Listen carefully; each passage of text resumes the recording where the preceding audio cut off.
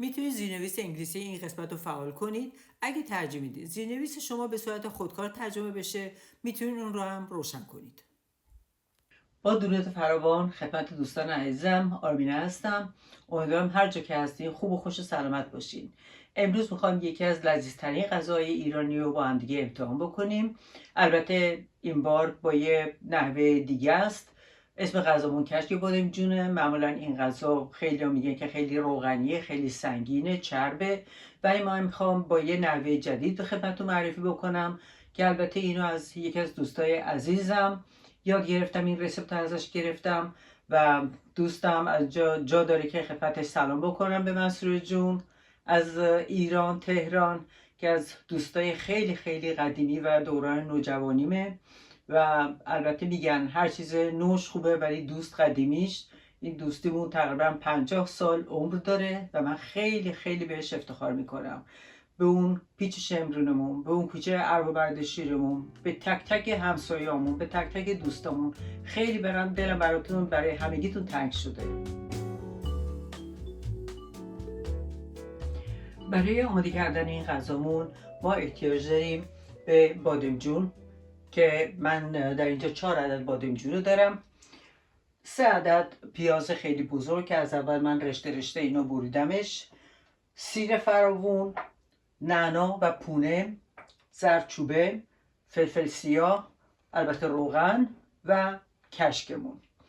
من به این جهت گفتم که این غذامون متنوع هستش، به خاطر اینکه معمولا بادمجون ما سرخ میکنیم ولی این دفعه سرخ کردن نداریم. من بادمجونا رو وقتی پوست گرفتم در یه آب جوشی که کمی نمک ریخته بودم توش به مدت 15 دقیقه گذاشتم خوب بپزه و آب کشش کردم. با یه چیز سنگینی باید بذاریم روش که قشنگ آبش بره، آب تلخ بادمجون از بین بره. به خاطر همین این غذامون خیلی خیلی ساده است و خیلی سبکه و تنها روغنی که مصرف میشه تو این غذا به خاطر سرخ کردن پیازامونه. حالا میریم با هم امتحان بکنیم.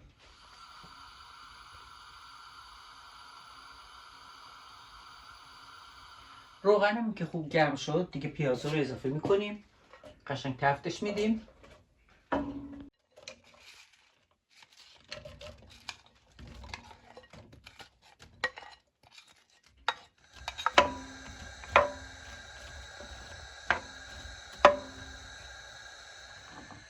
تا زمانی که پیازامون سرخ میشه من این بادمجونا رو خوردش میکنم. بستگی به سلیقه داره که چقدر کوچیک میخواین خرد کنین.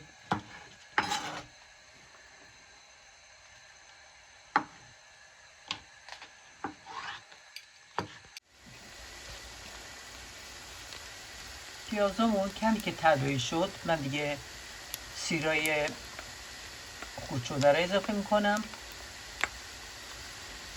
کمی تفتش میدم.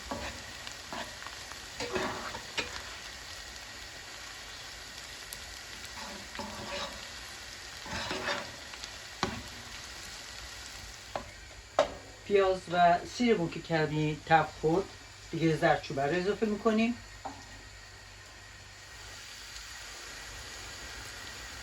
که البته یه قاشق غذاخوری پر من زردچوبه انتخاب کردم.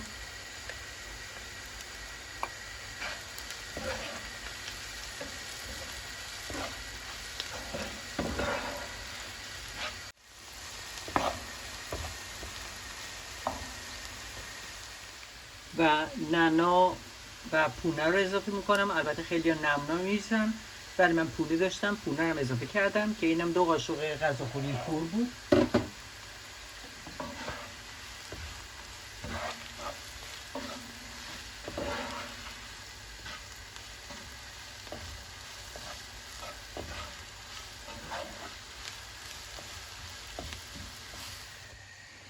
حالا بادمجونایی که از قبل خوردش کردم به غذامون اضافه میکنم.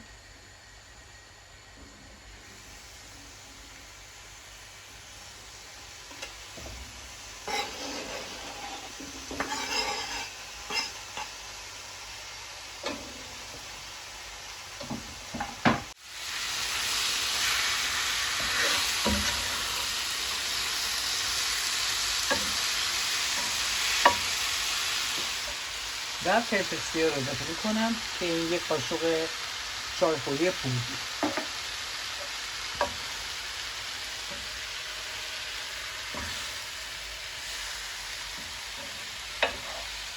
در آخرین مرحله من کشک رو اضافه میکنم. همونطور که توجه کردیم من توی این کشک بادمجون به هیچ عنوان نمک استفاده نکردم، چون معمولا این کشک‌ها خودشون خیلی نمک دارن، شورن و همین که من بادمجونا رو که توی قابلمه اینا آب پس کرده بودم کمی نمک ریخته بودم توش. اینه که دیگه به هیچ عنوان نمک استفاده نمی‌کنم.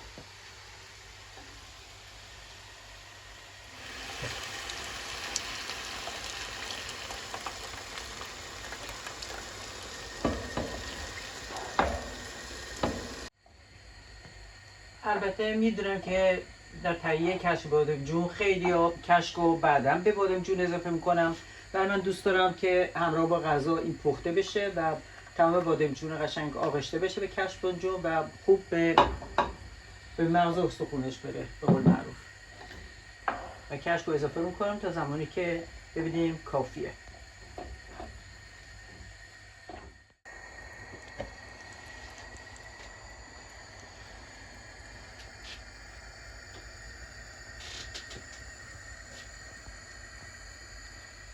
در اینجا در قابلمه‌مون رو میذاریم و شعله رو کبش میکنیم، میذاریم که این غذامون قشنگ جا بیفته.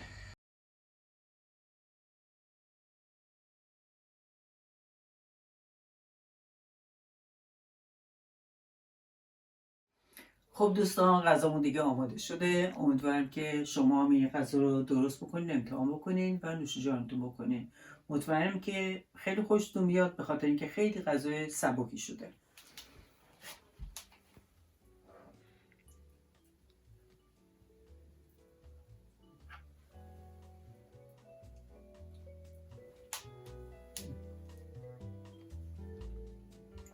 واقعا خیلی عالی شده.